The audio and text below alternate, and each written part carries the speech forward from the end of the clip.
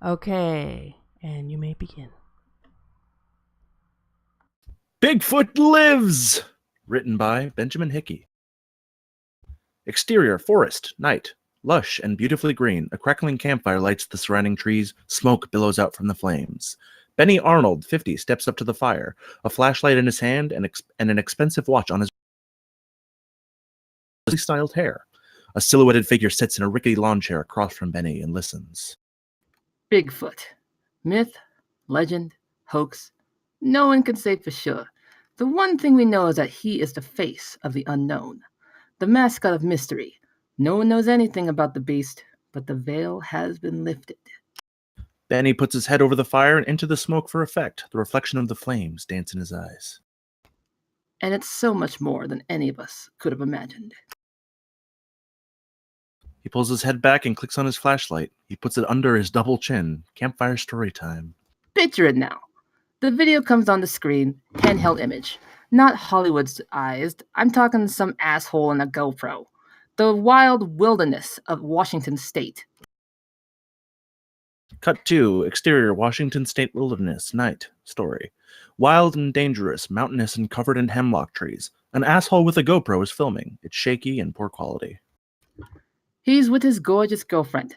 No, wife. His gorgeous wife. The gorgeous wife comes into view. The cameraman films her legs and follows them up her body. She is clearly a gym rat and dressed in hiking gear. Stop! As he giggles, the camera shakes. They are hikers. It's the passion, the outdoors. The gorgeous wife saunters over and gives the asshole a passionate, tonguey French kiss.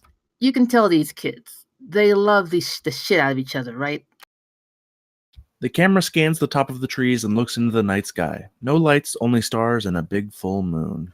But the problem with them is they have these instincts. They trust them. They think they know everything. The camera zooms around the woods. God, it's so beautiful out here. I know. In the distance, a figure moves. An enormous figure. Our hikers are not watching. But they don't know shit. It's darker now. Our camera follows the gorgeous wife as she looks around. Are you sure it's this way? No, I am not sure. I have no idea. You said it was this way. A branch snaps. The camera jolts to the left. The light of the camera shows us very little, enough to see a few feet. Did you hear that? Yes, I heard it. There are noises in the woods. More noises from the woods. Giant feet stomping into mud make a loud squishing noise. I think it's a bear, babe. The camera swings around back to the gorgeous wife. Why are you being such a... The giant creature leaps from the trees and tackles the woman.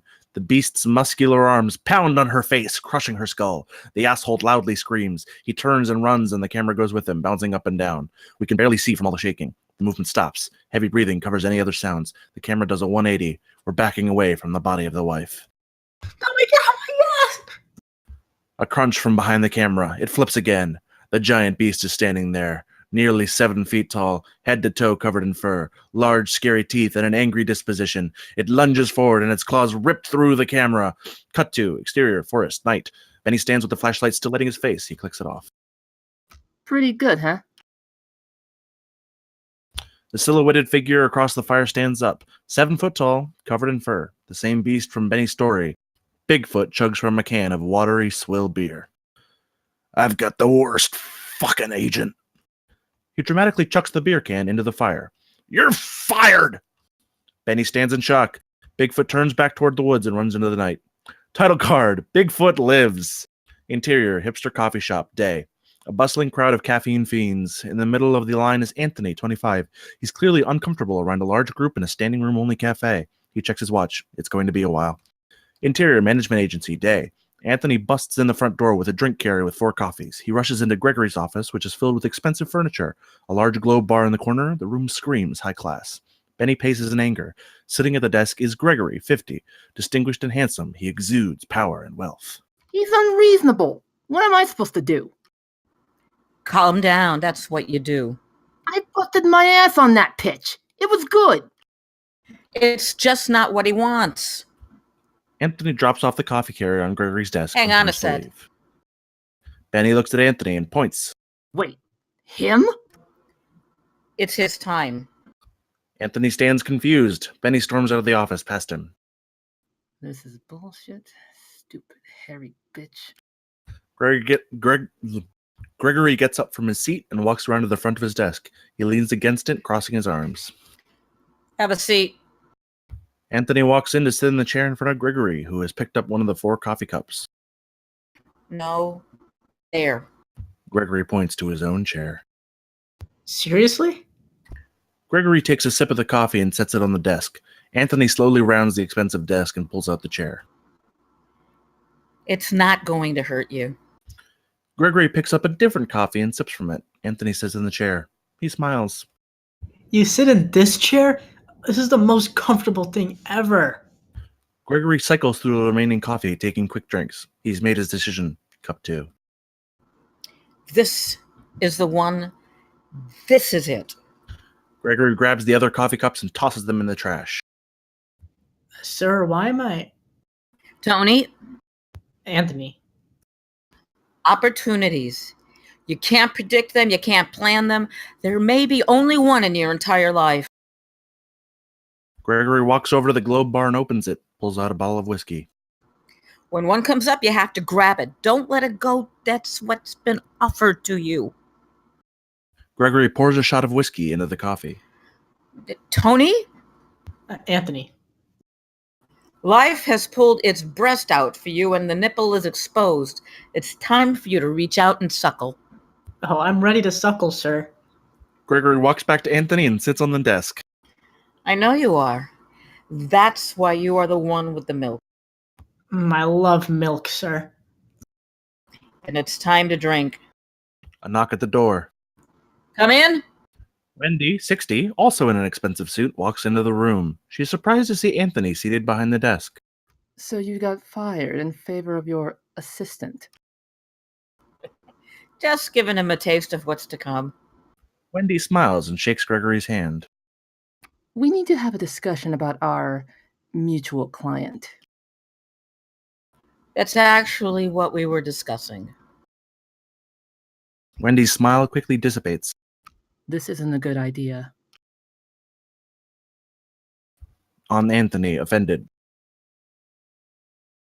I assure you, it will work out. I don't think you understand how dire it is for him. Would you give us a moment, please, Tony? Anthony. Gregory rallies Anthony up from the desk. Anthony walks to the back of the room. We'll talk shortly.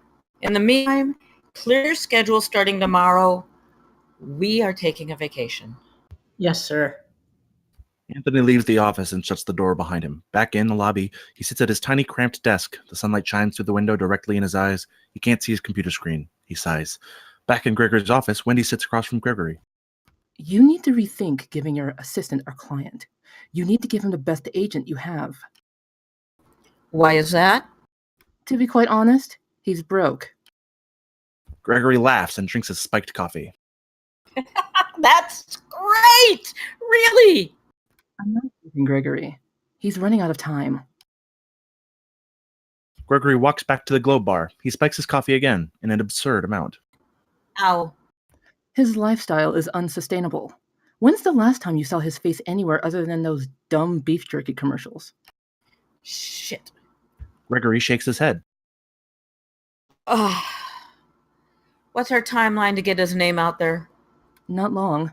I've been telling him about this for over a year now, and he just shrugs it off. Don't sugarcoat it. Wendy sighs. He can afford another month. After that, he can't cover his expenses.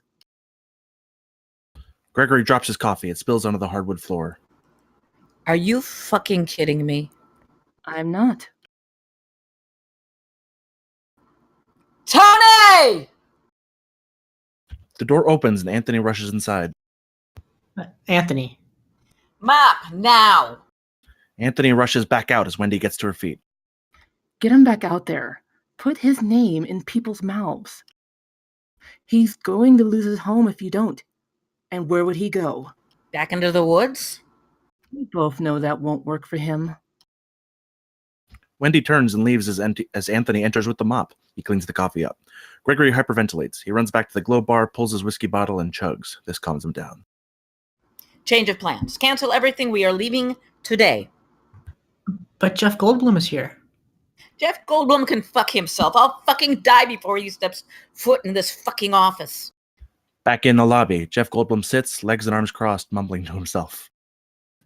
Okay, well, why don't you fuck yourself? Why do I even come here? I don't know. Interior airplane day. Gregory, Wendy, and Anthony board the plane, placing their bags in the upper compartment. They fly first class. I've never flown first class before. Wendy rolls her eyes. Anthony sits down in the seat and reclines. It goes back much further than he expects as he jolts back up in surprise. He attempts to stay upright as he struggles to adjust the seat into the upright position. Roomy. Later, Wendy sleeps in her seat with a mask over her face. Gregory looks out the window. Anthony reads a book. We should talk about your first client. Anthony closes his book. Yeah, it would be nice to get some information. Gregory looks for the right words.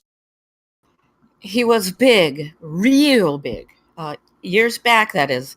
Now he's fallen through the cracks. Most people don't think of him anymore, much like he doesn't exist. Holy shit, Mel Gibson? Gregory smiles.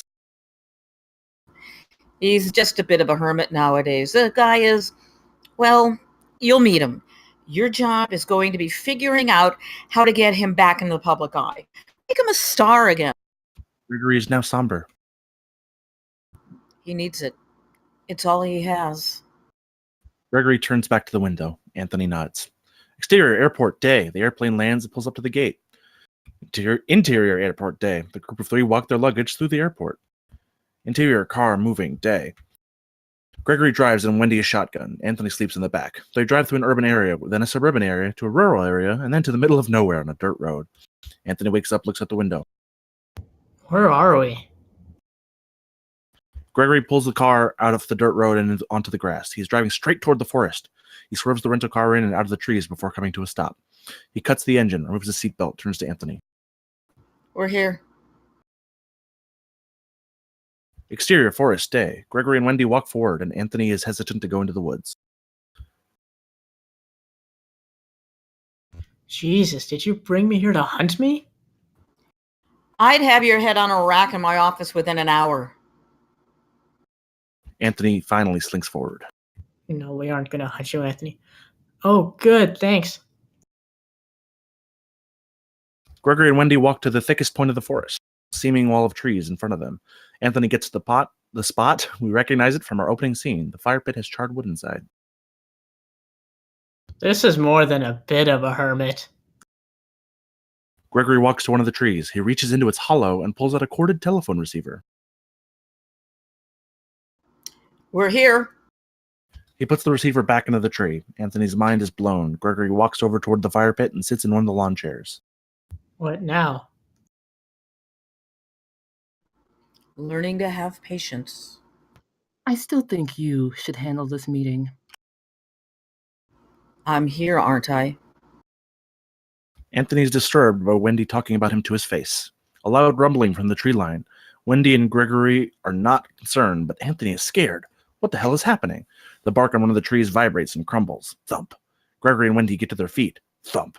Anthony looks around nervously. Should he run? Thump. The tree opens up like a door. Bigfoot confidently strolls out. Piece of shit door. Gregory walks over to Bigfoot and shakes his hand. Good to see you. Anthony is aghast. Listen, Bigfoot, we need to talk. Please, come on in. Don't worry about your shoes, everyone. Bigfoot laughs. The other three stand silently. Get it? It's because we're in the woods. Ah, fuck it.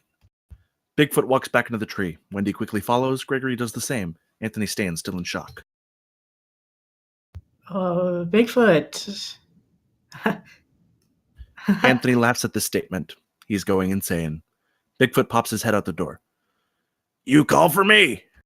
No, I'm coming. I'm right behind you. Interior, exterior, Bigfoot's mansion, day. Bigfoot's mansion is technically outdoors, but the trees overshadowing it give it an indoor aura. Everything is meticulously crafted out of wood. Bigfoot leads the three guests through the complex toward his main house. There is a basketball court, a beautiful pool with a looping wooden slide that just screams ass splinters, and a Taco Bell. Yes, a Taco Bell. Bigfoot leads them into the main room where there are amazingly detailed but clearly uncomfortable handcrafted wooden chairs. Please, have a seat. Gregory and Wendy look each other in the eyes. No way. Anthony gladly takes a seat. He adjusts himself, and again. Comfortable, right? Yeah, like sitting on a cloud. Wendy opens a briefcase she carries. I'm not going to beat around the bush, Bigfoot. Well, there are plenty of bushes around here to beat around if you change your mind. Anthony laughs at Bigfoot's joke. Bigfoot takes notice. He likes this guy. Gregory is not nearly as impressed. Shit has hit the fan. How bad can it be? Moments later, Bigfoot lies face down on the ground, wailing. How could this happen to me? Anthony shifts in his seat. Gregory bends over to Bigfoot. You keep turning down pitches. You're too picky. When's the last time you agreed to show yourself? I'm going to have to eat cereal with water instead of milk, like Ghostface Killer. Listen to me. Listen. You can't take my Taco Bell. Wendy bends down to Bigfoot. No one wants to take your Taco Bell. What if you did a press conference and showed yourself? Bigfoot stops crying. He turns his head and looks at Anthony, scowling. That won't work. Why? Tony, bad idea. Anthony. Bigfoot jumps to his feet. If I come clean about my existence, what about my friends? What would happen to them? Nessie? Kraken? The lizard people? The Chupacabra? Fuck the Chupacabra! Bigfoot gets up and kicks one of the unused wooden chairs. It flies across the room and crumbles like it was hit with a wrecking ball. Anthony's face gives it away. Don't fuck with Bigfoot. Actually, he owes me $20. How much longer could I stay if he paid me back? Is that a real question? Bigfoot drops to his knees. Oh God, I'm fucked! Gregory helps him to his feet. No easy task. Clearly, Tony's Anthony's. bad idea will not work. We just need to think of something that will. Anthony gets to his feet, tired of fidgeting in the chair. Well, what do you want to do? Bigfoot's face lights up like a Christmas tree. You actually want to know what I want to do? Yeah, I mean, it's your life. Like, why not? Listen, Maybe a brainstorming session would be best. And he pitched an excellent idea when he was here last. he wanted me to be some horror movie murder monster. That's not me. Well, what is you hasn't worked, has it? Why can't we just rehash the old Patterson Gimlin? Gregory buries his face in his hands. Not this again. Those guys made me who I am today. If it wasn't for Rog and Bobby, I'd be living inside a rock. I think the saying is under a rock.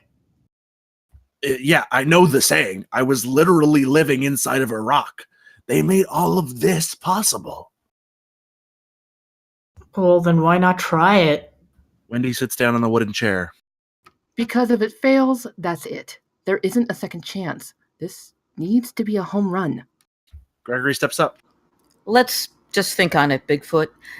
This is your call. We'll do what you ask. I think we can come up with something better. Gregory and Wendy head for the door. You guys, you want to have a drink? Shoot some hoops? I can make you a chalupa? I'm just a little jet-lagged, BF. Thanks for the offer. We should get going. You guys can stay here if you want. I personally carved 17 beds for slumber parties. Anthony follows behind. Bigfoot is dejected. Anthony turns around to him. Are you okay? Bigfoot smiles to Anthony. Yeah, you're the first human to ask me that since Bobby Gimlin. Anthony takes it in. Thank you, Anthony. Anthony smiles back as someone finally called him by the correct name. Walks away with the others. Interior car moving. Night. Anthony sits in the back seat. Wendy and Gregory look pissed off. You fucked us in there, you know that? Hard. Really hard. What? How did... Do you know how many movies of Bigfoot strolling in the fucking woods we've made? Dozens.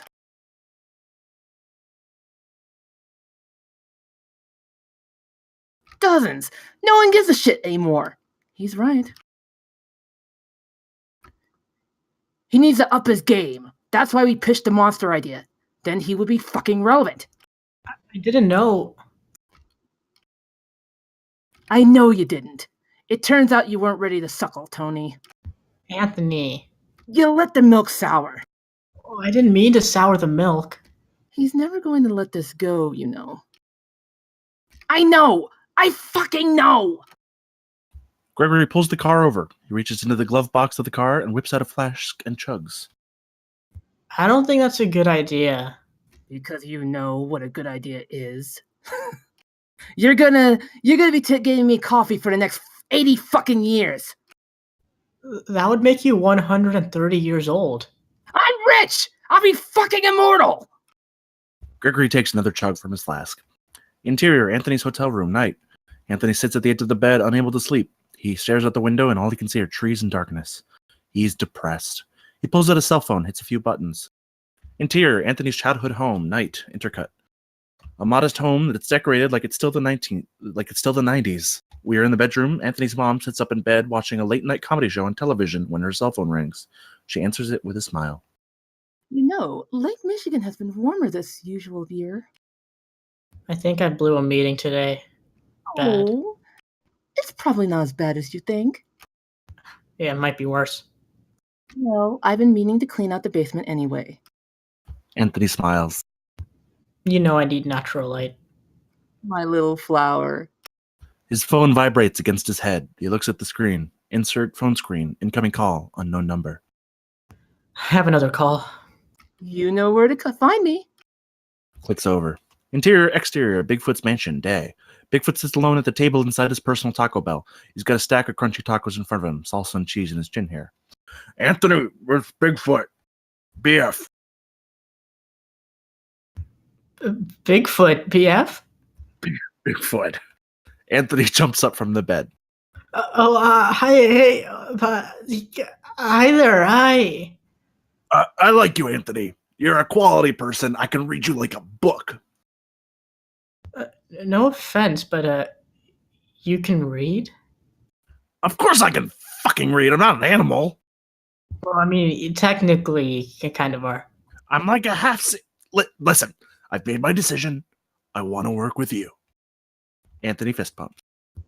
I'm excited to take you on as my first client. Bigfoot snarls.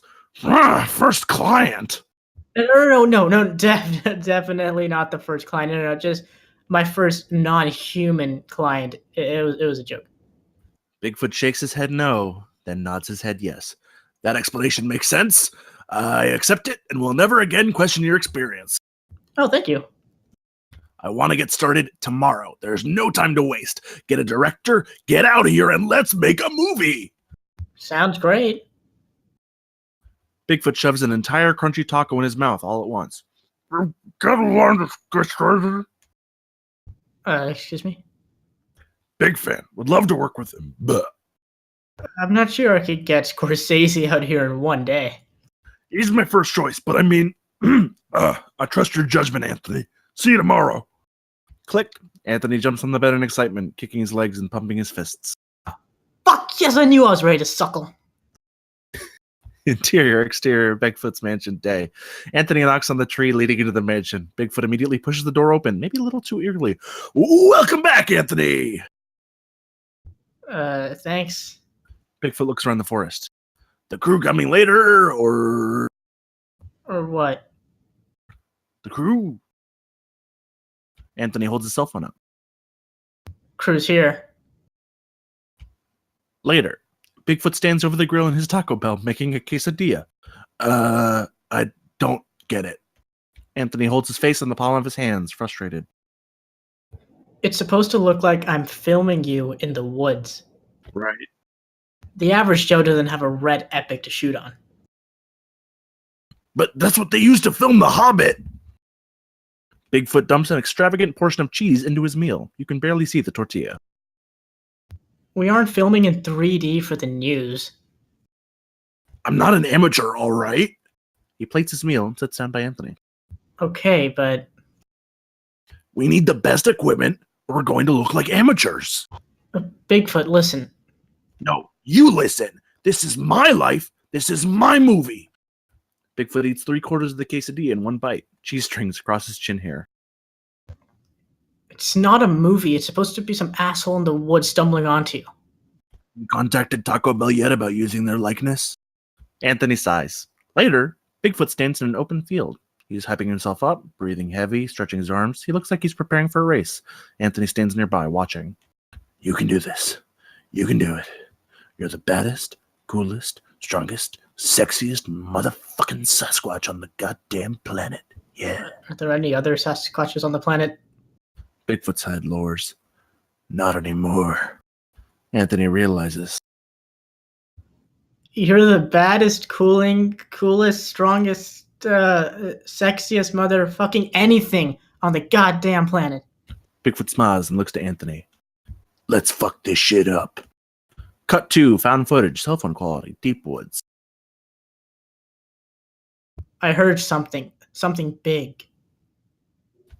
The camera moves slowly and through the foliage. The quiet sound of leaves in the wind surrounds us.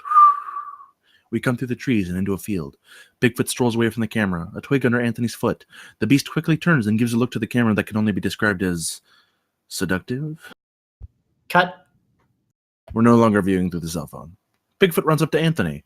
Why'd you cut? I was in the zone. You're not in a Maybelline commercial. I don't get it. What's the story here? Bigfoot walking in the woods. Yeah, but what's my motivation? Walking. Bigfoot nods. Cut 2, found footage, cell phone quality, deep wood. I heard something behind these trees. Something big. The camera pops through the trees again. Bigfoot is walking incredibly stilted. Looks like he's never walked before. The twig snaps. Bigfoot dramatically turns at the sound. Who's there? Cut. We're no longer viewing through the cell phone. Bigfoot runs back to Anthony. Was my line wrong? There are no lines. Fuck, you're right. It's no big deal. Let's just keep going. I get nervous acting. It's hard. I'm really sweaty. Oh, why don't we just skip the twig thing? You can just walk and I'll film you.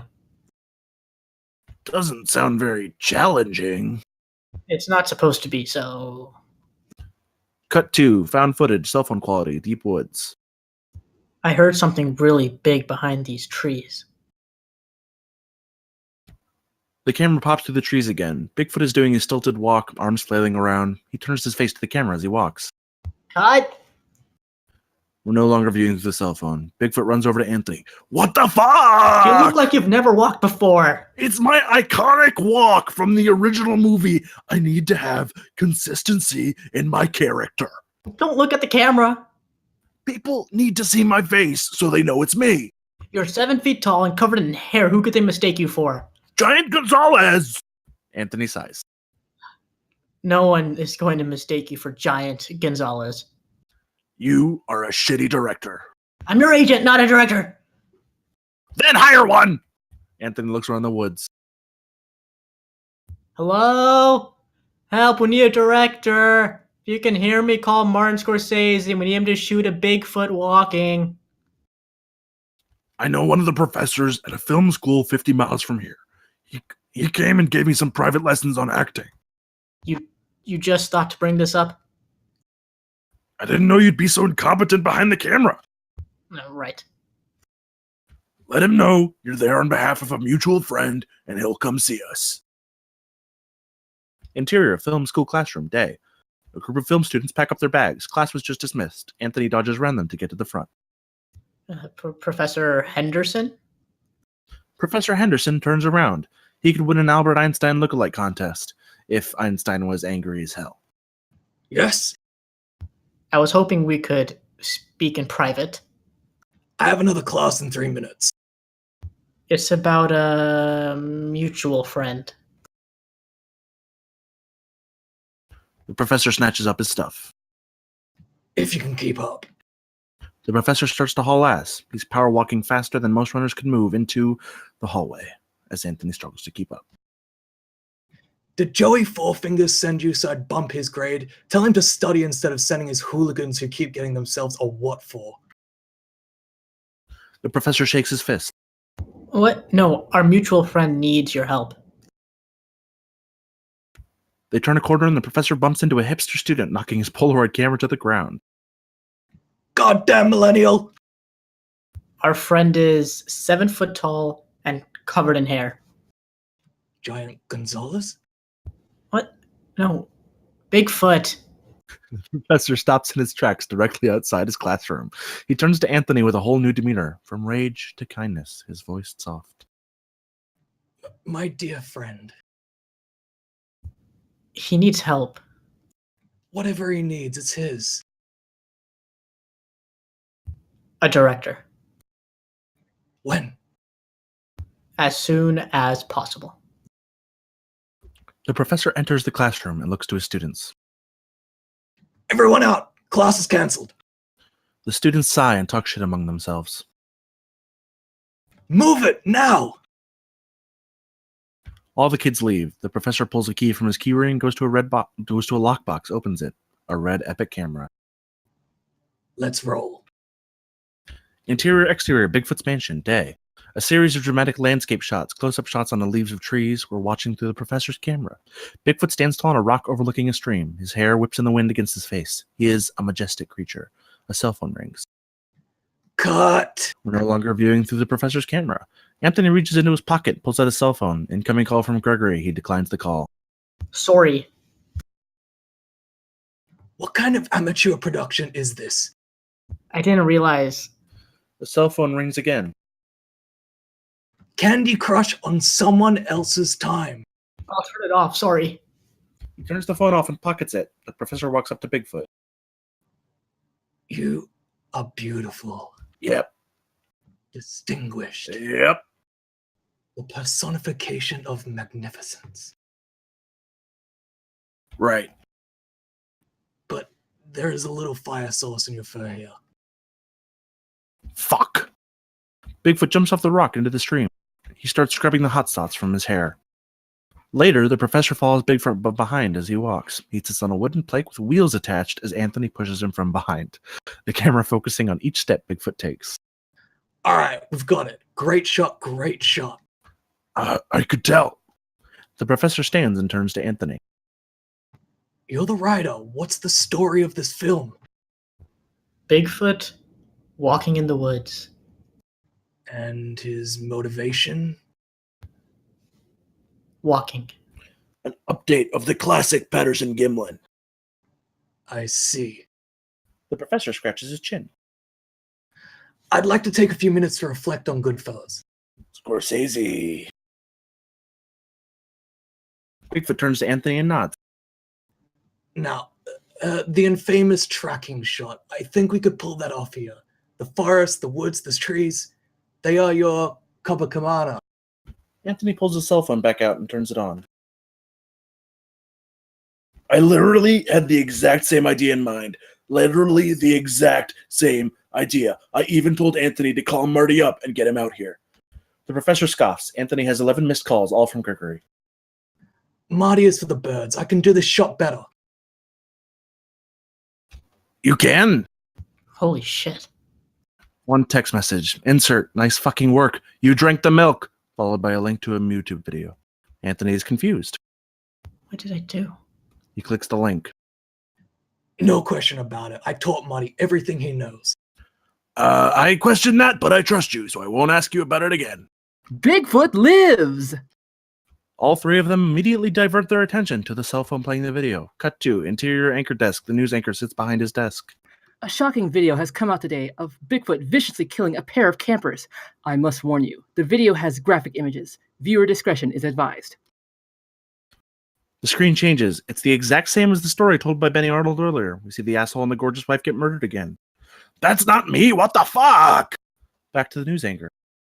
Authorities have been able to determine the location of the murder using the phone's GPS. A manhunt is now active for the creature. On the screen, a map pops up highlighting the location of the killing. For your own safety, please stay away from the area highlighted on the map. The beast is dangerous. The video stops. What was that? The cinematography of that video was atrocious. You should have called me sooner. That wasn't me. Where was that map? Was that here? Maybe we should get out of here. Interior, exterior, Bigfoot's mansion. Night. Bigfoot is back at his mansion, packing random shit into a suitcase. We need to leave. I have valuables, keepsakes. I can't leave them. What? Maybe I should make us a Mexican pizza for the road. A flashlight beam crosses the professor's face. Did you see that? We don't have time for a Mexican pizza. Let's get out of here. Come on, Bigfoot. This is my home.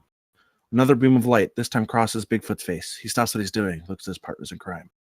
We have to go. I know. Which way? A dumb hunter rounds a tree and stumbles upon the three of them. Oh shit, Bigfoot! He reaches into his pocket and pulls out a flare gun. He puts it straight into the air and fires. Of course, he's standing directly under a tree. It immediately bursts into flames. Oh shit, fire! No! Bigfoot runs to the Taco Bell and grabs a bucket, fills it with water. He runs to the flaming tree. Everything around them is wood, and the fire is spreading fast. We have to go, Bigfoot. Help me put the fire out! Anthony grabs Bigfoot by the shoulder and tries to pull. Bigfoot's too strong to be moved, but he relents. He stops fighting it, looks at his smoldering home one last time.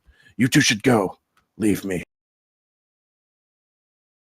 Bang! Shots of rifles toward their heads. A bunch of camo-clad hunters have spotted the trio. Ah! Let's run! Don't leave me! The three of them run. Bullets whiz by them and lodge into tree trunks and ricochet off branches. Flaming leaves fall from above around them. A flaming branch falls from the canopy of the home and lands on Professor Henderson. Ouch! Help! The fire quickly engulfs his tweed blazer. Bigfoot and Anthony don't realize and continue running. Exterior, outside the forest, night. They get to the edge of the woods. A bunch of pickup trucks and cars have their headlights on and pointing into the deep forest 50 feet away. Where's the professor? They both look back to the trees. The fire's quickly heading for them. The man and beast look at each other in the eyes. Bigfoot tears up. He knows they can't go back as much as he wants to. We have to go! Anthony nods. But where? I have an idea. He gestures to the running cars. A couple of the drivers stand outside their cars drinking beer. They don't notice the duo behind them. I've never been in a car before. We should hurry. You bastards were going to leave me behind?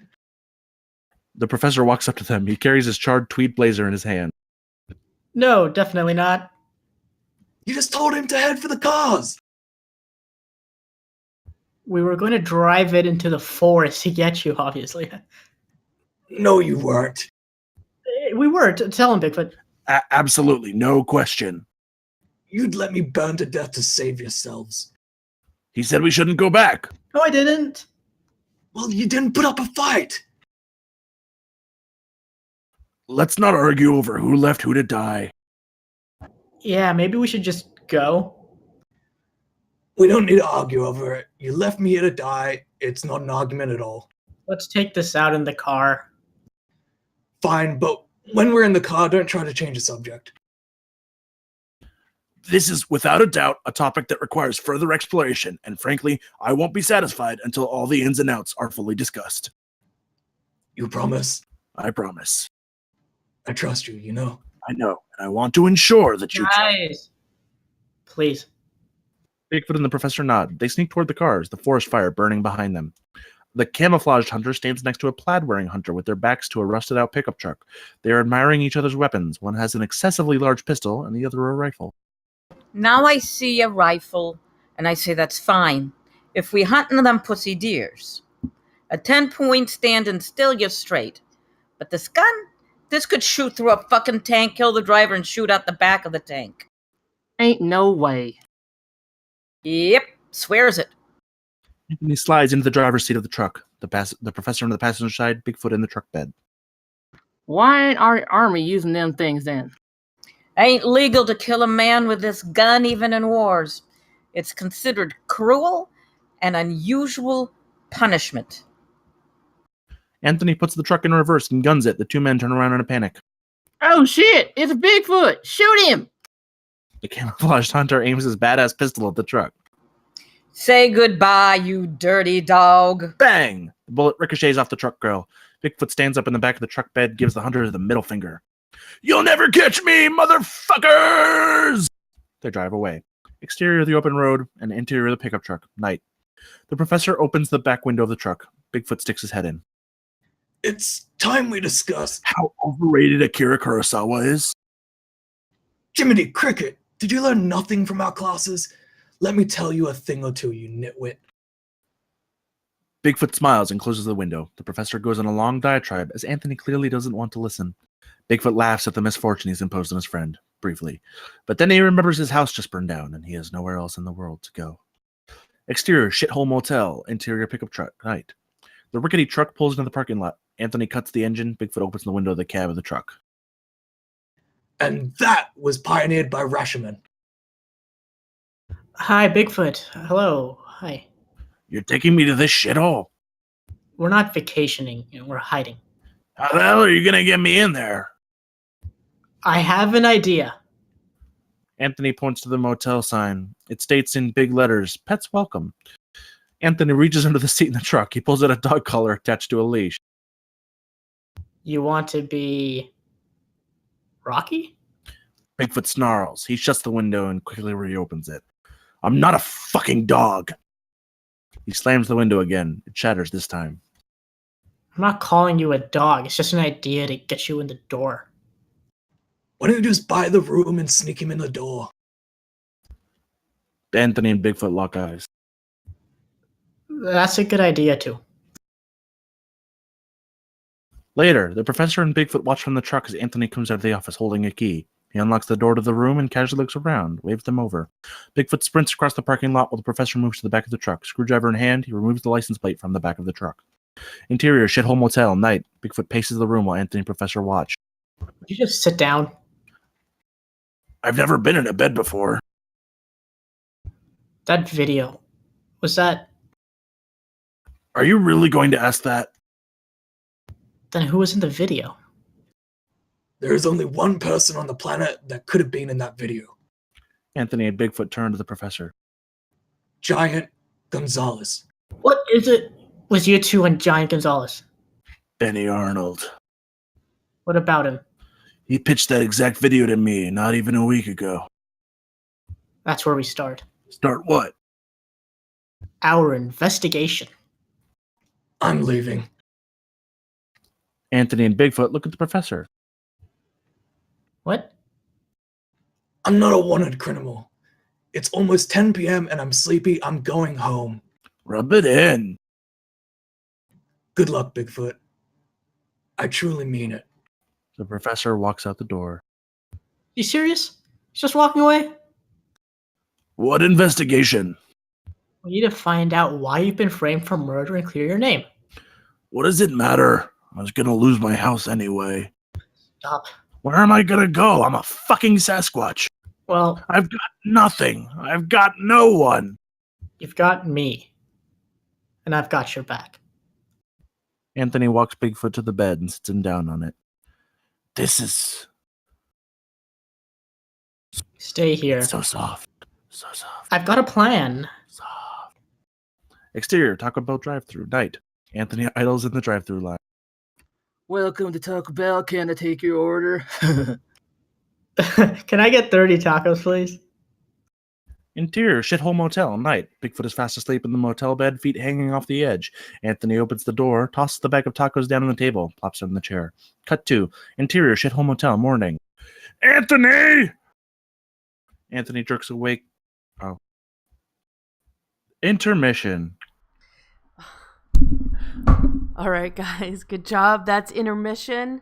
We're going to take a quick 5-minute break and we'll be right back.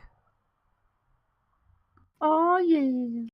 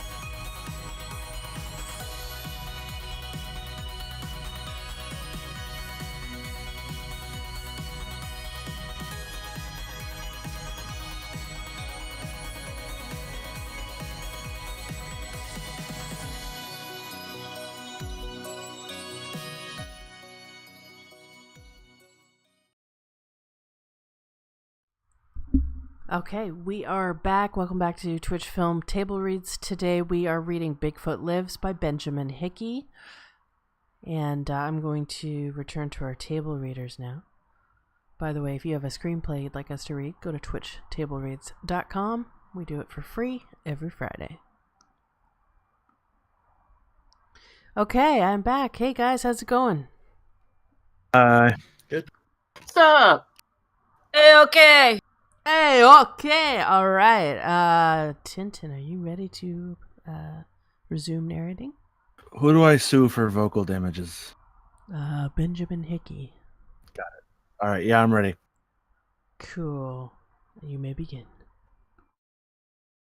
Interior, shithole motel, morning. Anthony! Anthony jerks awake in the chair from his slumber. Bigfoot is kneeling down directly in front of him. What is it? You were asleep. Anthony blankly stares at him. Yeah. I wanted to wake you up.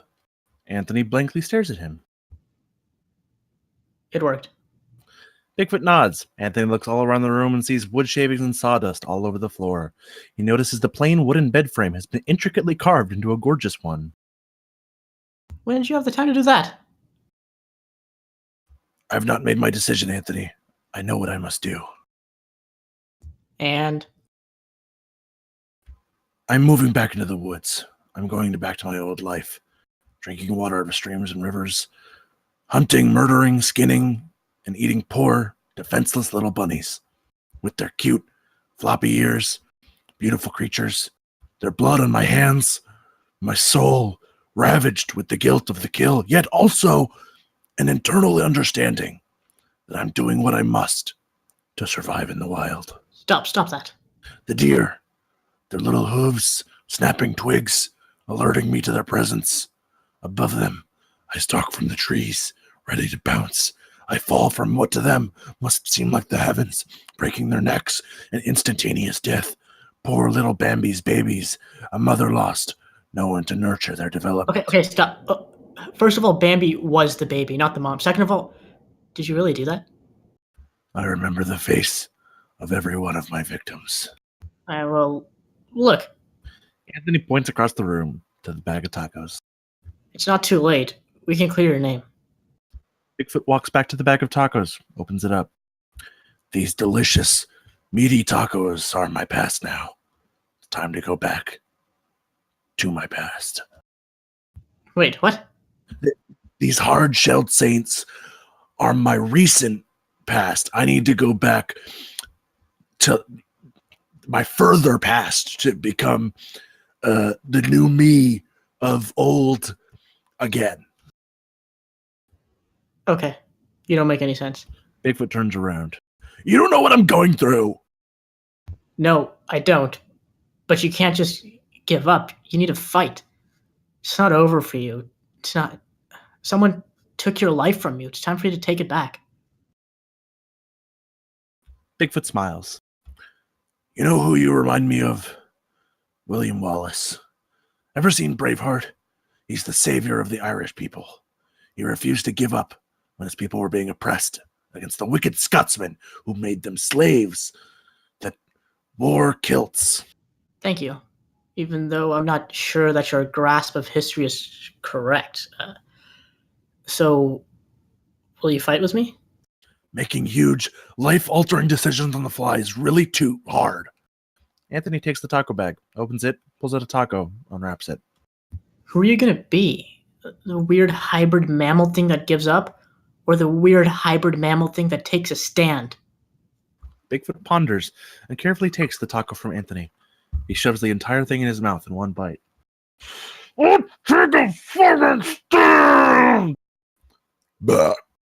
Heavy, hyper-hard rock music builds to a crescendo. Then, cut to. Interior, big and tall clothing store, day. Light, upbeat music plays. Muzak. Anthony slowly peruses a rack that holds jackets. He pulls one out and looks it over. Not convinced, he slides it back into place. He browses around, pulling different clothing items out, each about 10 sizes too large for him. Exterior, the open road. Interior, pickup truck, day. The pickup truck zooms down the highway, weaving in and out of traffic. Bigfoot's wearing a trench coat, scarf, and a fedora. It's too hot for this shit! Well, you wouldn't let me shave you. I would look like a baby without all my hair. Have any other ideas? Just 5. Exterior at Benny Arnold's McMansion. Day. The truck pulls into the driveway. Anthony and Bigfoot step out of the truck and head to the front door. Anthony rings the doorbell. What are you going to say to him? I don't know. Let me do the talking. Anthony nods. The door swings open, and Benny's son, about 15 years old, opens the door. Bigfoot immediately swings and punches the kid in the face. He flops to the ground in a heap. Fuck you! Oh, whoa, stop. It's not even him. Bigfoot storms into the house. Interior, Benny Arnold's McMansion. Day. Anthony pulls on Bigfoot's shoulder, but to no avail. The beast is way too strong. He goes to pounce, but realizes it's the wrong person. The kid is knocked out. Shit. You're right. God damn it. What now? Bigfoot cracks his knuckles on his paws. We find Benny. Anthony and Bigfoot split up and silently stalk through the comb, entering rooms and checking for Benny. Bigfoot heads to the basement, where a voice is overheard in the dimly lit space. Bigfoot quietly walks the long hall, leading to a room with a bright blue light. You know what? I did what I had to survive. And I don't feel bad for it. No regrets. Sometimes you have to be selfish and make sacrifices. The giant just happened to be one of those sacrifices. Bigfoot rounds the corner and finds Betty. He sits in front of a computer in the dark with a headset on. He's clicking away at World of Warcraft. He can respond and meet us up to get his gear back. We killed the boss, and we only lost the tank. That's not so bad. Benny! Benny quickly spins around in the chair. He goes to stand, but the headset snaps his head backwards and he falls onto the desk, knocking the monitor over. A criminal! Help! Bigfoot rips the headset off the man and chucks it across the room. It shatters on the wall. He adjusts his hat. Don't kill me, please! I have a Bigfoot? You recognize me? You're just wearing a trench coat. And a hat? Yeah, it looks good on you. Thanks! Bigfoot grabs Benny by the shirt collar and drags him through the hallway and back up to the stairs to the main floor and tosses him onto a recliner.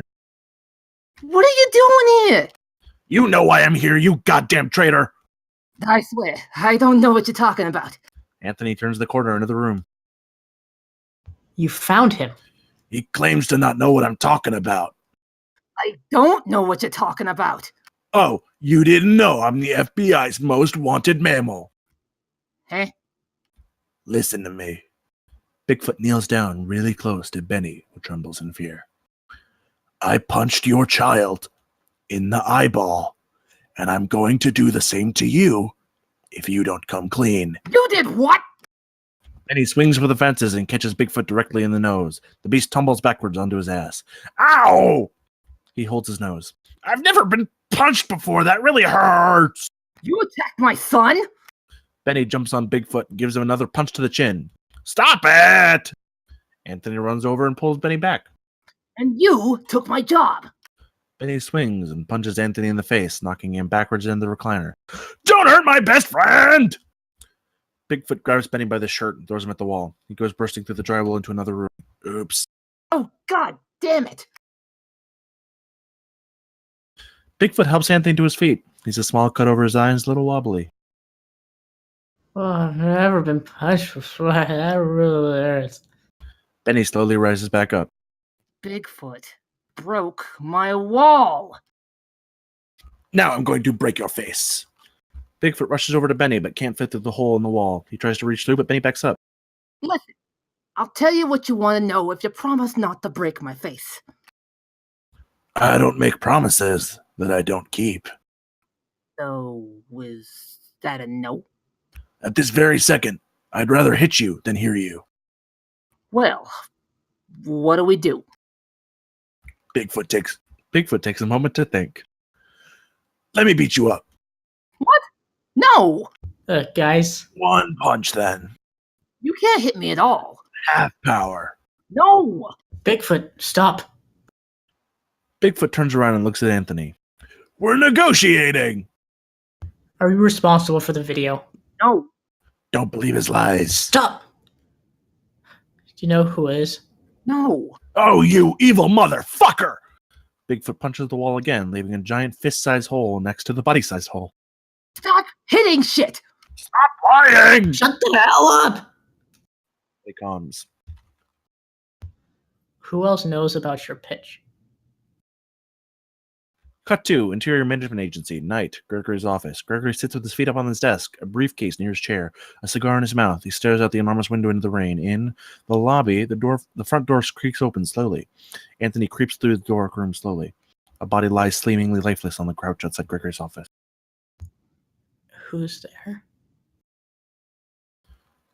The body jerks up from its prone position. A mystery person's face emerges from the shadow.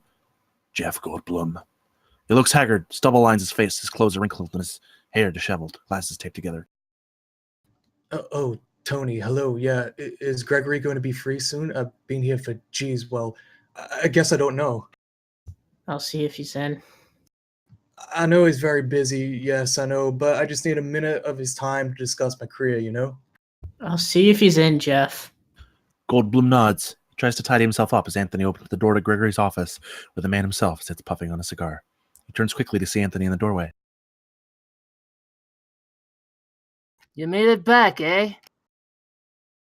Gregory gets to his feet and stumbles a bit. Anthony notices 5 or 6 empty whiskey bottles lining his desk. Gregory is drunk. I'm glad. I'm glad you're back. I didn't know you could still get drunk. Gregory laughs. It takes a lot. You did great with Bigfoot, you know? You convinced him to make the video. No, I didn't. Yes, you did.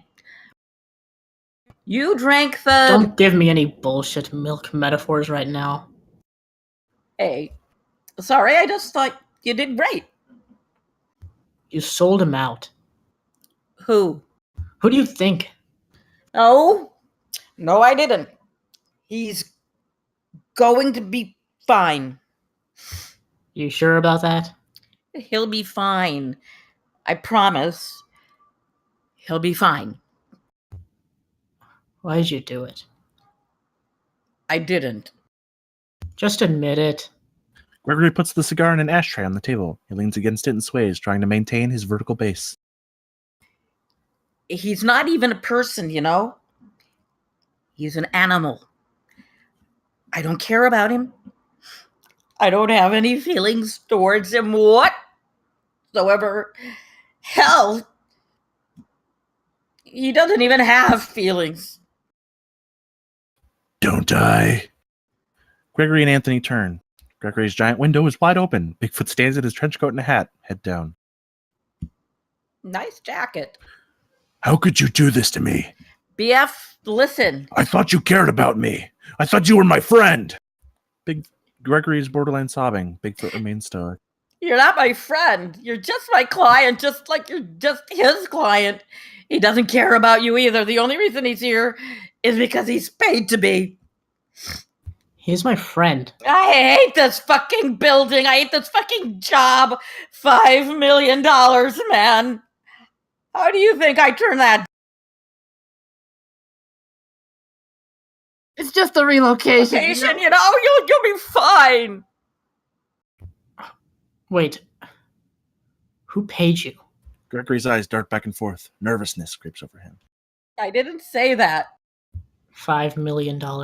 I'm going to kill you. What?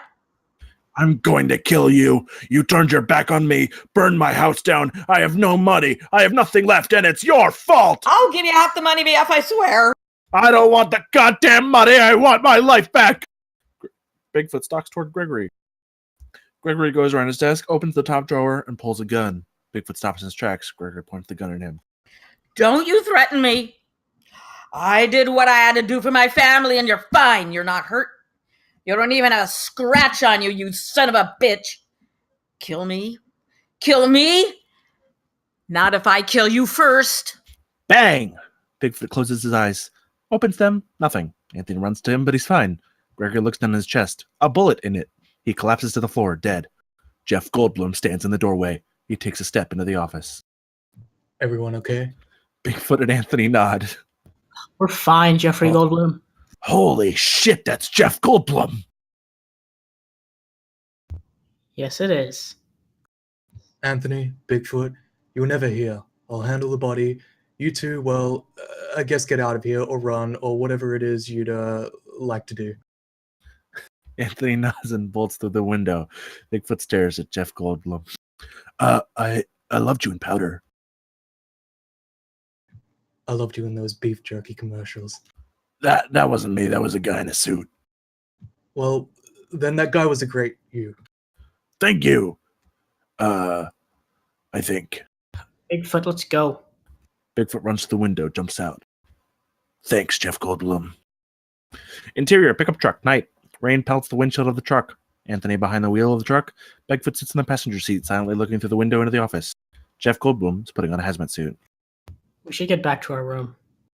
That's the first time I've ever seen his office. 20 years. It's just an office. I get it. You ready? Anthony grabs the keys to turn over the ignition.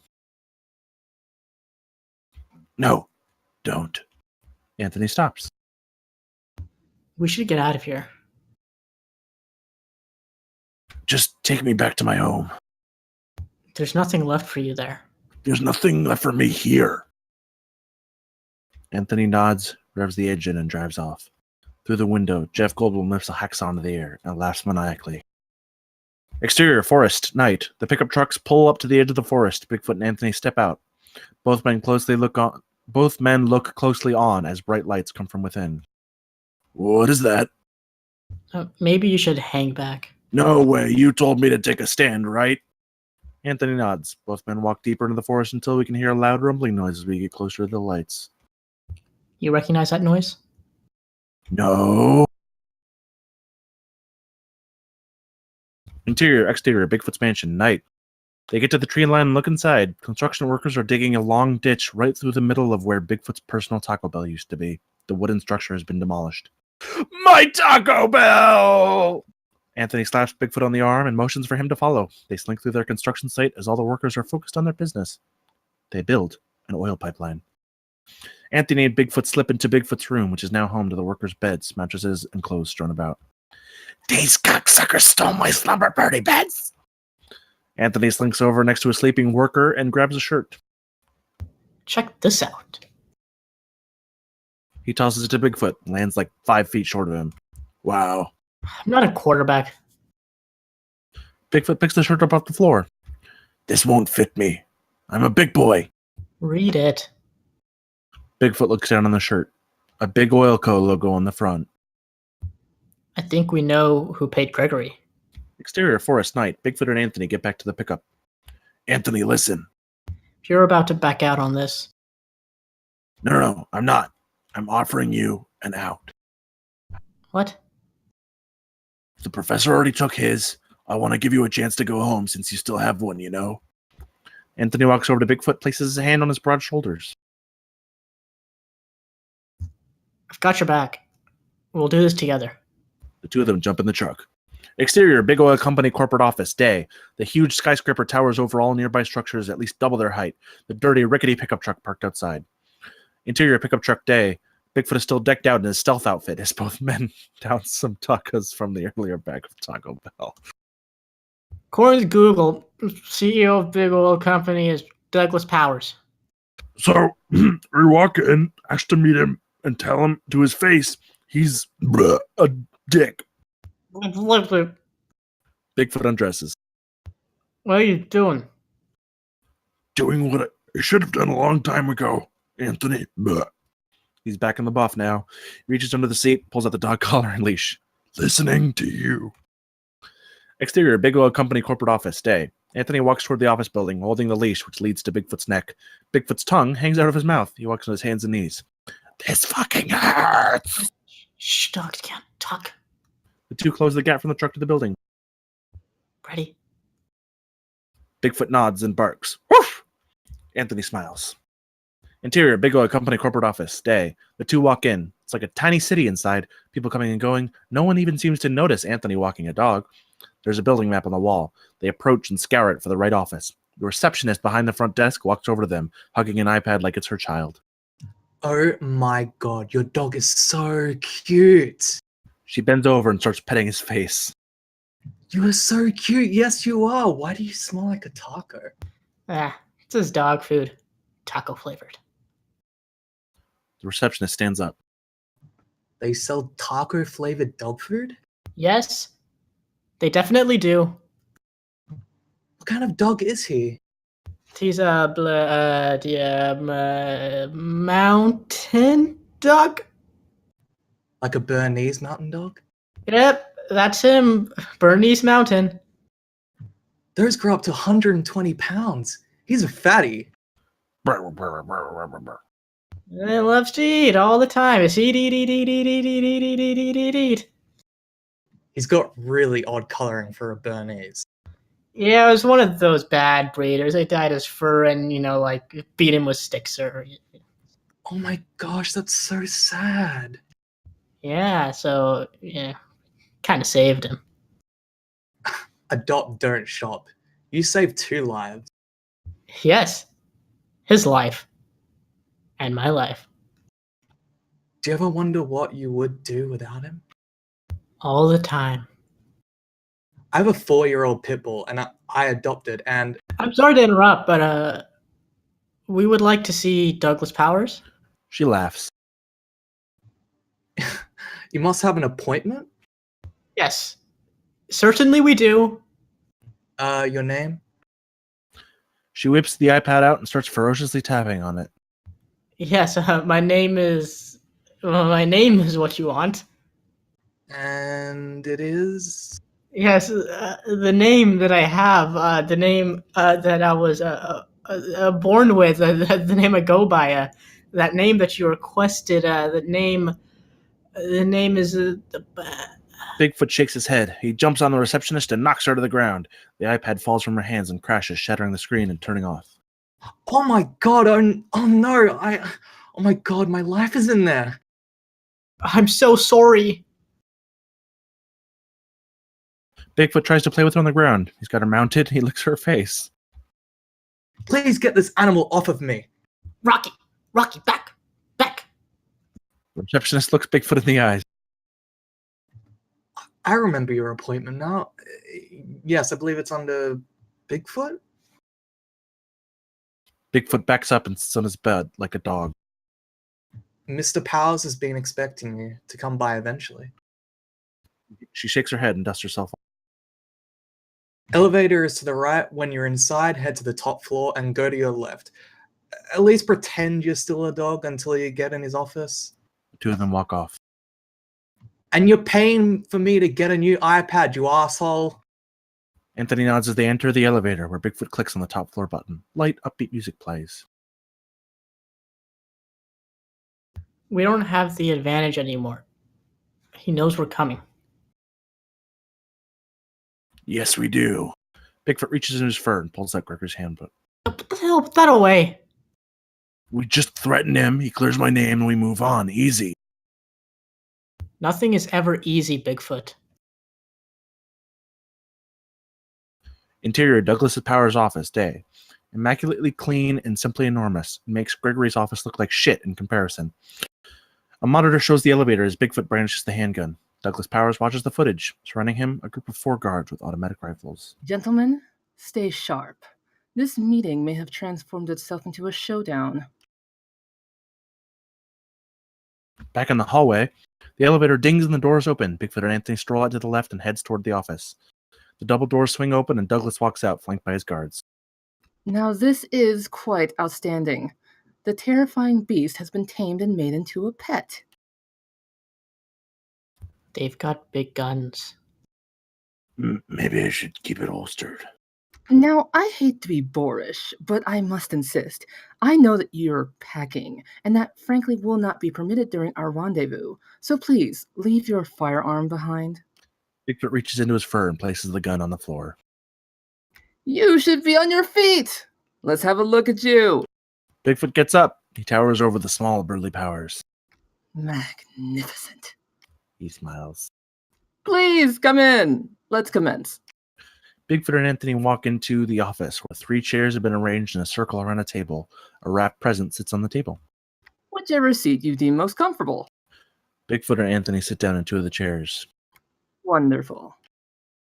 Douglas takes the last remaining seat. The armed guards come into the office and stand against the door, blocking everyone inside. Bigfoot, Tony. It's Anthony. Anthony looks to Bigfoot, pleased.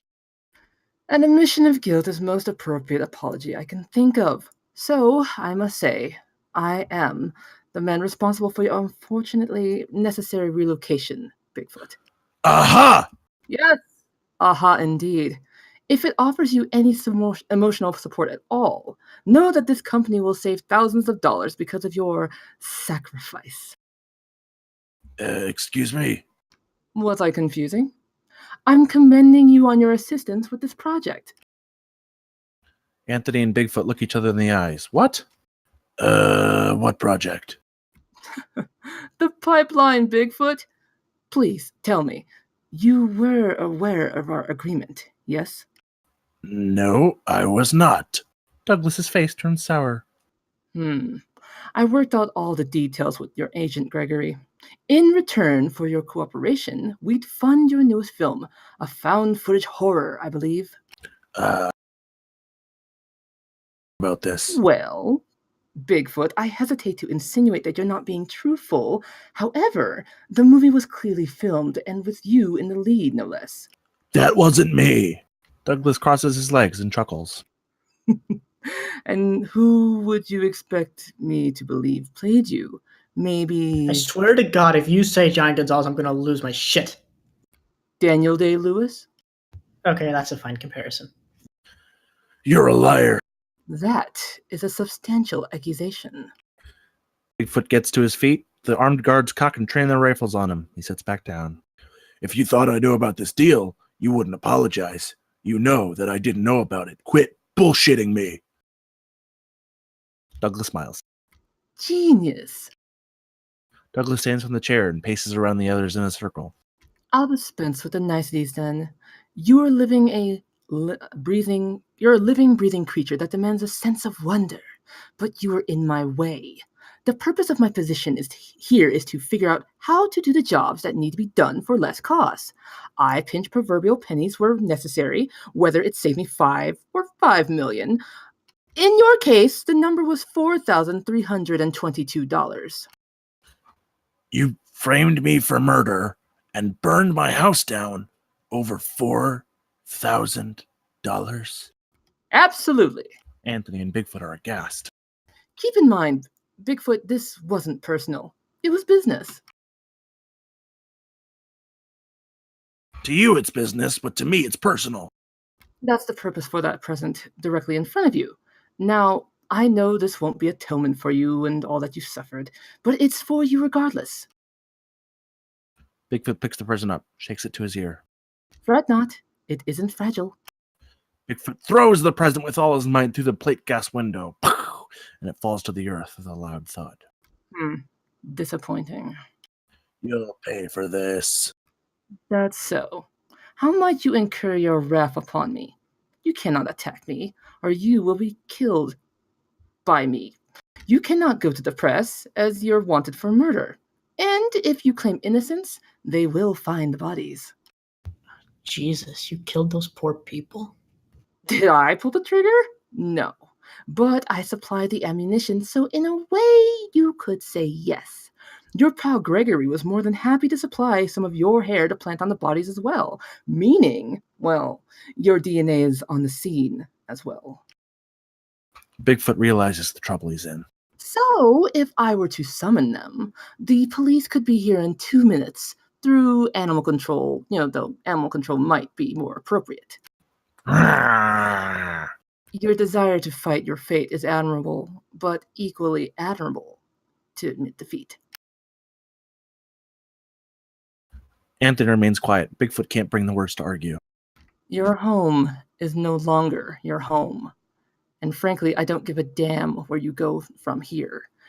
But you will stay from my pipeline. Douglas smiles widely.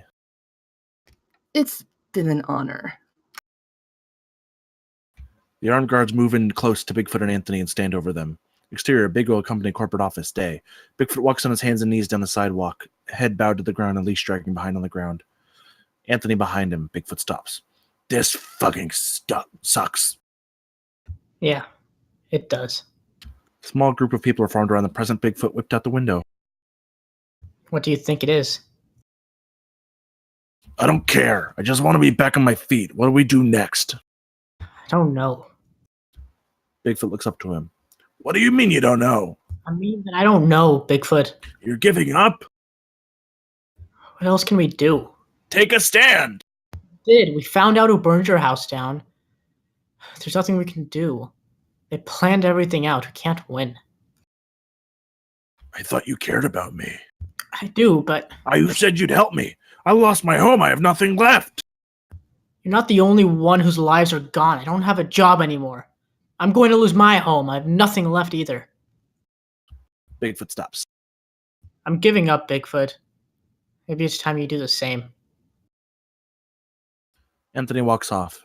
Bigfoot turns to the gift and sees a crowd of people staring at him, mouths agape. Shit. Roar! He raises his arms to the sky and the people run off, leaving the present on the ground. He steps over to the present and bends over, ripping away the wrapping paper. A broken, wooden-framed photo of Bigfoot with Roger Patterson and Bob Giblin smiling wide. Take a fucking stand. Bigfoot runs off.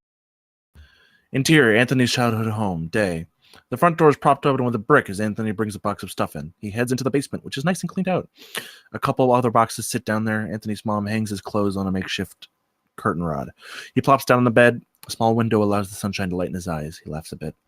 Why don't you get settled in? I'll be upstairs if you need me. Anthony nods as she walks out. He pulls out his cell phone and flicks through it a little bit, brings up a video. Insert cell phone video, deep woods. I heard something behind these trees. Something big.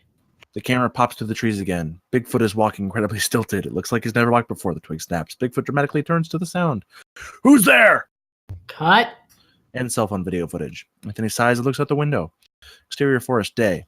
A brand new Maserati pulls up to the edge of the woods that used to be Bigfoot's home. The passenger door opens and the cleaner gets out. He pulls a rag from his pocket and starts manually wiping the side of the vehicle, removing all the mud and dirt that got in the car. The driver's side door opens and Douglas Power steps out. He looks down at the mud on his shoes and scowls. Filthy. He treks through the woods to the construction site where the foreman approaches him. Sir, thank you for coming out here. I wasn't sure what to do. Killing him and burying the body didn't occur to you? Look, I may be a contractor, but I'm not a contracted killer. This way. The foreman and Douglas walk through the site until they get to a pack of construction workers in a circle. Make way! Make way! The circle scatters to unveil Bigfoot. He's chained himself to the pipeline at its furthest point. He has a homemade sign that says, "Halt the pipe." Douglas smiles. Magnificent. Douglas turns back to the workers. Another work. Early lunch, gentlemen, please. You heard the man. Clear out. The workers all leave the area, removing hard hats and vests. The foreman nods to Douglas and walks after the area is empty. I knew you wouldn't submit so easily. I'm never giving up, you sack of shit! Ooh, harsh words, yet entirely fair. I did in essence leave you homeless. But here I am, alongside you. A mirror statement, it appears, cannot be said in regards to your friend Anthony. Tony gave up. I didn't. Wonderful! Douglas bends over close to Bigfoot. My entire drive here, I contemplated the best course of action of how to proceed with you. My first thought was to put a bullet in your head and bury you under my pipeline so you forever rest under it. Again, that would be giving up easily, which neither of us are willing to do. My next thought, and the one I was resigned to most of the way, was to hack your arm off and send you scurrying back whatever rock you crawled out from under. I lived in a rock, actually. I'm not a vengeful man, though, so I'm going to let you stew on this decision tonight, and tomorrow morning, if you're still chained to my pipeline, well, you'll find out what I decided on. Douglas walks off. Cut 2. Exterior forest, night. It's later now. Bigfoot is still chained up. His stomach growls. Well, god damn it if a hunger strike doesn't get the appetite flowing. Bigfoot looks around. This is boring. A rabbit hops out from the tree line. A couple jumps, and it's only a few feet away from him. No one would know if you went missing, would they? You tiny, gorgeous little animal. Your adorable fluffy tail still wet from the night's dew, bouncing with each hop you take. Your destination never to be reached. as I force myself to rip into you with my teeth, pulling at the flesh. I relish the taste, yet regret the slaughter. A delicious depression. No! You must go. The temptation is too strong. Bigfoot kicks dirt and dust at the bunny. It quickly hops off into the night. Be safe, my sweet. Cut 2, interior chain coffee shop, day. Anthony's decked out in uniform. He steams milk with a despondent look on his face. His manager walks up to him. Our second shift guy called in. Any chance you could stay for a double, Tony? Anthony pours the milk into a coffee shop. Sure. Are you on, big guy? Anthony reads the cup. A Dane? Eden walks up to the counter. This is sugar-free hazelnut half-calf with soy, right? Yeah. It smells like almond milk. Well, it's not. It's soy milk. You need to make me a new one so I can watch it made. She pulls her phone out as Anthony sighs. Sure.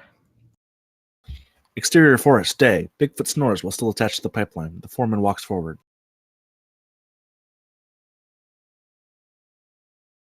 Excuse me, Mr. Bigfoot?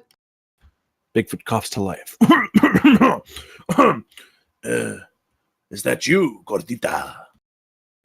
What? Nothing. What do you want? The prize Mr. Powers promised you is here. Bigfoot notices a fat cop and a thin cop walking over from their squad car. The 5-0! The fat cop sips on his coffee as they approach. The thin cop pulls his weapon. Is that an animal or just a hairy guy? Well, we should shoot him either way. What? Why? Think back to your training. If they're white, they have rights. If they're black, you must attack. He's brown, that's black. But it's all hair. I still think we should shoot him. You have a body cam on. It isn't working. I'm pink under the hair. Pink is white. Oh, thank God. The thin cop holsters his gun. I really didn't want to shoot you. Wait, that's a talking animal. That makes it more similar to an human than animal, yes? Powers walks up to the crew. Yeah, that makes sense, actually. So technically, he should be charged like a human, correct? Charged for what? This man has killed 2 people. He should be arrested. The cops shrug. Let's not pretend you haven't already been heavily influenced by bribery. Oh, we don't have to pretend. Arrest this man. Thing. The cops handcuff Bigfoot's wrists together. The other set of handcuffs still attaches Bigfoot to the pipeline. I'm still attached to this pipeline, you dumb fuckers. I'm not going any snap. Bigfoot looks down, and the foreman has used bolt cutters to remove the chains holding him to the pipe. Okay, well, shit. Goodbye, Bigfoot. Good luck in prison. The cops walk Bigfoot back to the squad car and throw him in the back seat. Interior, chain coffee shop, day. Anthony cleans with a rag behind the counter. A television in the room plays the news. Breaking news! Bigfoot has been found and arrested! Anthony spins to the TV. The manager rings up a customer. Grand Mocha. Anthony focuses on the TV. Insert TV screen. Footage of Bigfoot being walked into prison. The mysterious beast has been sent to prison for the murder of 2 hikers in Washington state. He will be extradited to the state for his crimes. The arresting officer had this to say. The fat cop is interviewed. We came across him in the woods and he could talk. And we had a conversation which led me and my partner to believe he was fully cognizant of himself and what he had done. So the decision was made to bring him in for trial rather than putting him down as if he were an animal. Back to the anchor. Due to the nature of this situation, the trial date has been sped up and is expected now to begin tomorrow. Anthony drops the rag. He rips off his apron. The manager runs up. Where's my mocha? An emergency came up. I have to go. What? You can't leave. I need you here. I can't. I have to go. Anthony walks toward the exit. Tony! Tony! Tony! Anthony spins around. Anthony, it's fucking Anthony. God. Anthony bursts through the door. Exterior courthouse day. A massive wall of journalists and reporters gather outside the courthouse, bulbs flickering at the police transport vehicle. Bigfoot is pulled out from the car, and the reporters yell and scream questions. Bigfoot is overwhelmed by the attention. His head is kept low as he is marched into the courthouse. Interior courthouse day. Bigfoot sits as a defendant staring into space. The entire room is completely silent, staring at the beast. The judge clears his throat. I asked you a question, Mr. Bigfoot. Bigfoot looks up. Judge? Your Honor. Uh? It's your honor. My honor? No, it's your honor. I said it's my honor. Just repeat after me. Okay? Your honor. Your honor. The judge nods. Judge, I'm sick of fighting. I thought I could take a stand. I'm ready to sit back down. Send me back into the woods. I'll stay out of humanity's way. I had 3 people in my life who cared about me. And now they're all gone now. I have nothing left to stay for. A beat. That's all. So, guilty or not guilty then? I don't care. Well, the law cares. I can't just leave. How's Judge, the,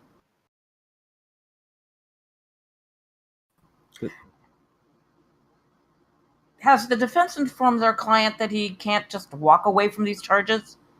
Have you made him aware that the great state of Washington is a death penalty state? perks up. A what penalty? Death penalty, Mr. Bigfoot. You can't kill me. I'm an endangered species. Species.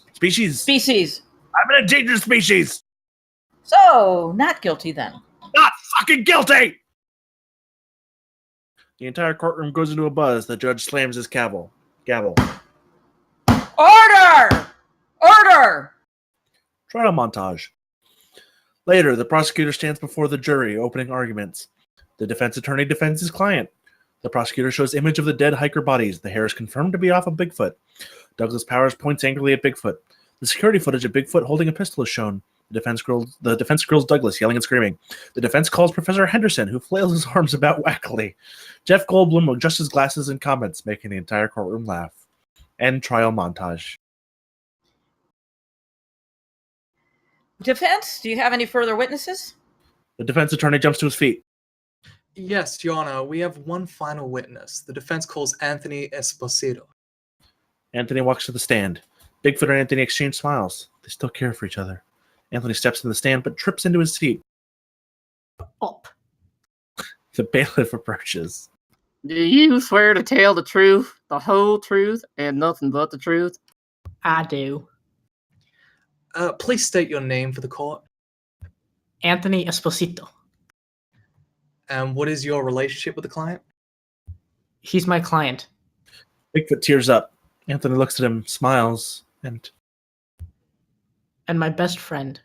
Bigfoot has tears of joy now.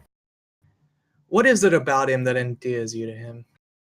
He's the baddest, coolest, strongest, sexiest motherfucking Sasquatch on the goddamn planet. The courtroom laughs. Bigfoot smiles widely. Language, Mr. Esposito. Anthony nods. How well would you say you know the defendant? Very well. And do you think he's capable of this crime? Absolutely not. The first night I met him, he offered me to stay in his home so I wouldn't have to stay in a motel.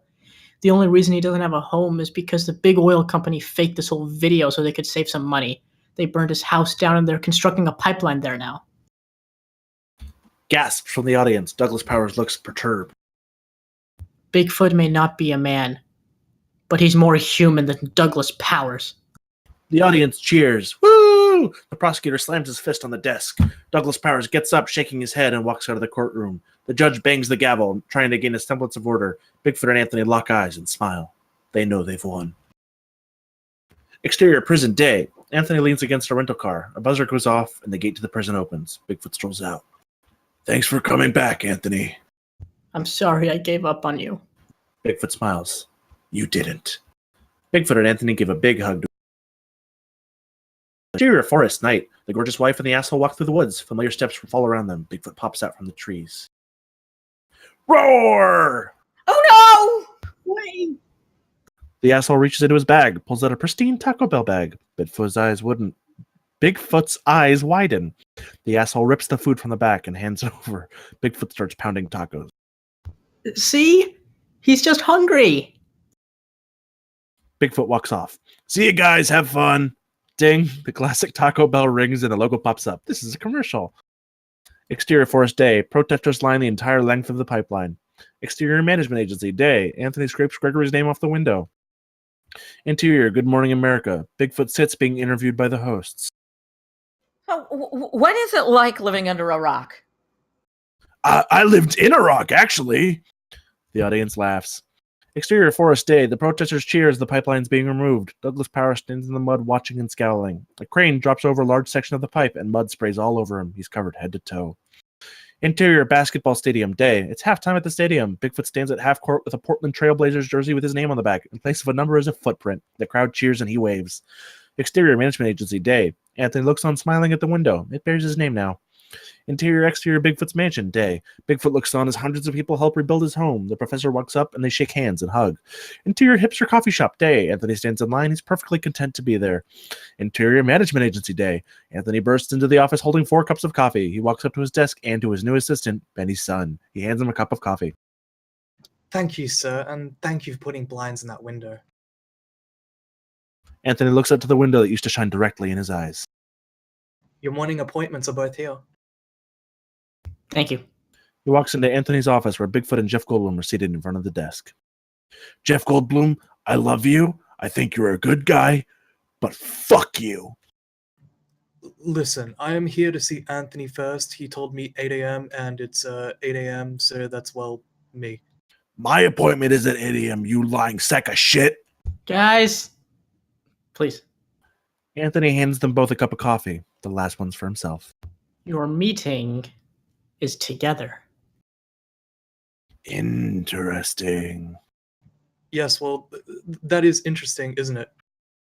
I want to make a movie with both of you in it about Bigfoot.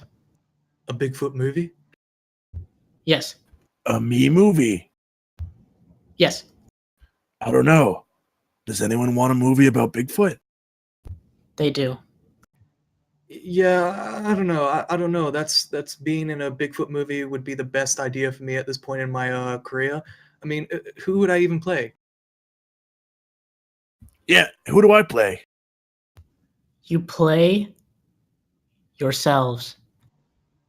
Why would Jeff Goldblum be in a Bigfoot movie? I mean, as a character, that is. Yeah, I'm not sold. People want a Bigfoot movie. They need a Bigfoot movie. You think so? Anthony nods. Bigfoot and Goldblum look each other in the eyes. They shrug and nod. Let's fuck this shit up. Fade out. Yay! That's the end. Woo!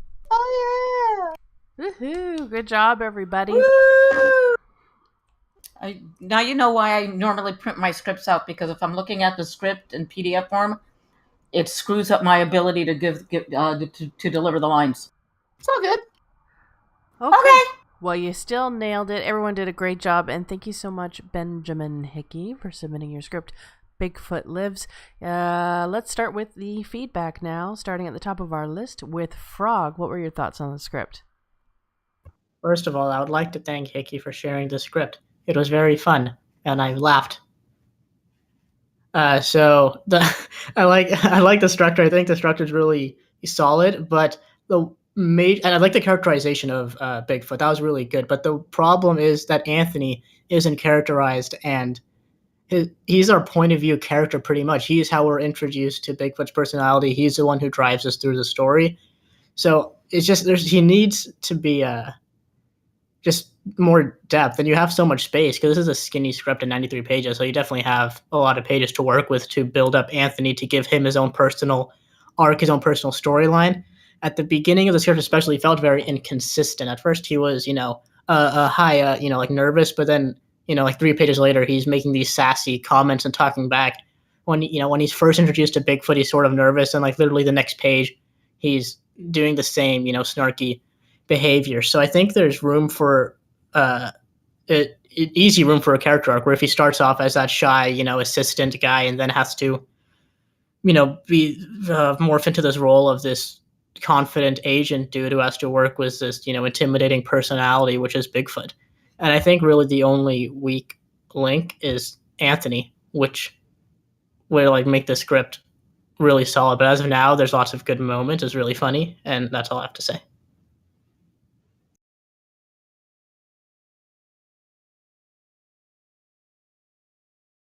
Hello, Benjamin. Great script. Really fun. I enjoyed the read. I'd like to apologize real quick for flubbing the lines, but still, there's hope. I enjoyed the story. I like the premise of it. Putting Bigfoot in a humanistic, relatable quality, where it's like, oh shit, I don't have any money. Oh shit, people forgot me. Oh shit, we need to do something. Well, it wasn't so much that. It's just basically like, okay, well, I want things done my way. You kind of made him at first a prima donna, which I kind of liked, and then it eased off to be like this lovable guy, sort of, who still just didn't get the human aspect of the world quite yet. But then again, he was living in a rock. Okay, I'm forward. I like the. I think for the villain, I know I'm jumping. I think for the villain, or at least the slight antagonist of Douglas, have him kind of be inputted in different subtle ways, where it's like, okay, they're walking by, and then the guys are driving by, and they see like this giant billboard that says pipeline, yeah, or you know what I mean, like. Just it alludes to the fact that there's something more sinister lurking in the shadows. Because I felt like Douglas's intro, though really good, it kind of just threw me off, because we go from Gregory being this kind of jerk guy, or this, I guess I would say egocentric. No, maybe just the easy fall guy, like the red herring. Of course, then he shoots himself. That's hilarious. And then epic reveal of, hey, that dude's an asshole. Why aren't you here in the majority of the script, though? It's like it's just a last minute, like, hey, this is why this is happening. Who saw it coming? Though well and good, it could have more effect that could play out. I agree with Frog with Anthony. His mood shifting from quiet guy to sardonic in an instant. You can play him off like a relatively straight, straight man. Basically, Bigfoot does all the jokes, and Anthony is quick to be like, no, that can't happen, or yeah, sure, why not? You know what I mean? Like, kind of find that good balance. So you totally can get that with more potential. Wow, my words are dying. I was not sure, as opposed to I was not sure opposed to Jeff Goldblum, but he's just that random kind of guy who pushes things along. And come on, Jeff Goldblum's awesome. We saw him in Jurassic Park. Anyone? Yeah, okay. For now, I guess that's all I have for the most part. I really did again enjoy your script, and I hope I brought some of your characters to life.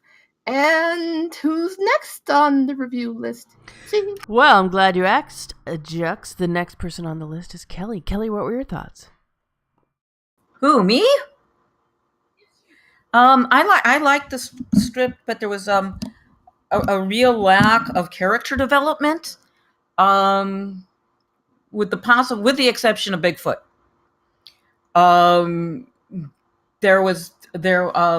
Everybody else seemed to be like comic relief, very one-dimensional, which to me gave it more of a sitcom feel, where random things occurred, like when Goldblum shoots, saves Anthony and Bigfoot. That just sort of like ends, and that should have been given another red herring, like, oh no, what happened to Goldblum? Did he say I shot him? It's like he's there, and like this guy just got away with murder. It's kind of like weird. You know, that's a huge loose end that which will which will bring your audience out of the movie, because it's very, very jarring and there's no resolution to it. You know, what happens to Goldblum is, and then he reappears at the end. He feels like he's there for no real reason. Why is he there? Why is he so desperate to see this particular agent who is running an agency that is about to go under?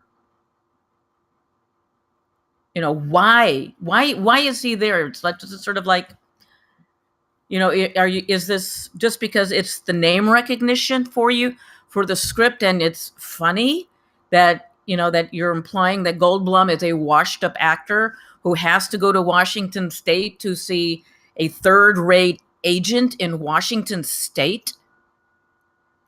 Because if a theatrical agency is going under, that does mean that the agent running it, the management agency, is horrible.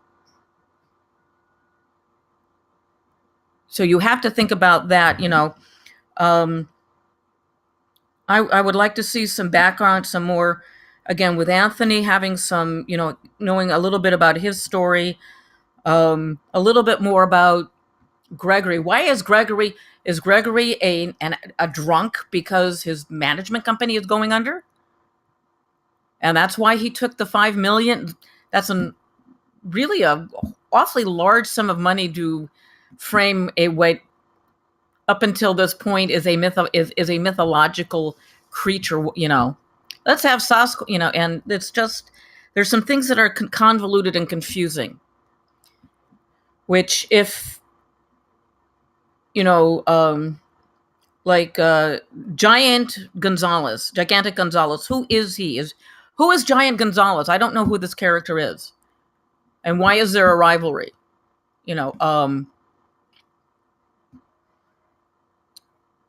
It's just very.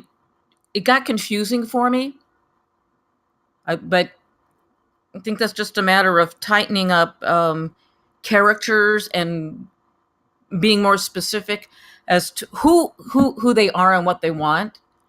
There's just too much superficial. There's too much glossing. I mean, Gregory shouldn't be shot in the chest until he's, does that whole revelation scene like we see in all, noir movies. But that's really all I have to say. Thank you. All right. Thank you, Kelly. Moving on now to King B. Dogs. First time reader. You did a great job, man. What were your thoughts on the script? Thanks. Hi, Benjamin. So first of all, I'll say that I didn't really mind Goldblum. Like, I didn't really have a problem with that. I can understand the idea of this like comic relief character who just like randomly pops up in random situations and kind of saves the day. I don't know. It felt like it fit in the script. Unfortunately, I'm gonna basically regurgitate a lot of what other people said. Where, for example, I think Anthony, his flaws should really be exposed a lot earlier on, and I guess just be more like prevalent to the readers and the viewers, because otherwise, there's not much contrast. Because, like, as an example, there was that one point earlier on the script where Anthony swears, and then he also swears at the very end when he like runs out of the store. And as some other people said, it would create like a lot of contrast there if that was like the only time he swore, and that would kind of give him an arc where he's this, he has all these flaws at the beginning, and he's kind of like this shy agent, but he becomes kind of confident and more. I guess he believes a lot more in his abilities. Other than that, I really did like Bigfoot. I thought his characterization was great. I'd also agree that Douglas, there definitely could have been some points where it was at least hinted at, or or like, I don't know, again, like we saw a billboard of him, because otherwise it just kind of comes out of nowhere, and then it doesn't feel rewarded. I guess it just kind of comes out of nowhere. Yeah, other than that, I thought it was great. It was hilarious, to be honest. Great job, great script. Awesome. Thank you, King Bee Dogs. And finally, our MVP today, Tintin, who was our narrator and played Bigfoot. I think you did a fantastic job. Thank you so much for doing that, Tintin. What were your thoughts on the script? Well, first, Hickey, thank you for writing in the first place. Obviously, I gave you notes a couple of weeks ago, and I love this script anyway. I'll just echo what everyone else said. I think Anthony, you can develop him more. I agree. Frog made a point of going through stuff with him as the POV character, which I think would help. Because it's okay to have Bigfoot have the big arc, like to have not the main character have the biggest change. But Anthony needs something. So, and then I think it kind of gets a little weaker at the time around when Gregory dies and Power shows up. It sort of loses the thread of. I think the first half is a lot stronger. And something I noticed during this read specifically was that there's a very quick turnaround time from Bigfoot and what's his face from when they like go their separate ways. Yeah. I was thinking specifically when they went to Gregory, I think, and they give up is what I'm trying to think of. When Anthony's like, no, we can't do anything. There's like a really quick turnaround from that to they're back together and in court, and I think you could expand that a bit. But just what everyone else said. I love this script. I think it's amazing. Thank you so much for writing it and for submitting it. Even though it killed my voice, as you can hear, I was very happy to play. Yeah, exactly. I was very happy to play Bigfoot. It's wonderful, and I hope it gets made into a movie one day. Thank you, Ben. Awesome. Thank you, Tintin. So yeah, I mean, I put basically my feedback in the chat, which you can, scroll back through at any time and read. Everyone kind of reiterated things that I said, but I think it's really funny. I think your jokes are really good. You have a great sense of comedic timing. I love the concept ever since the first time that you pitched it, whether it was on Script Shadow or wherever it was when you posted the log line the first time. I thought that sounds like a great idea. So I definitely think it's something worth hammering away at to make as good as you can.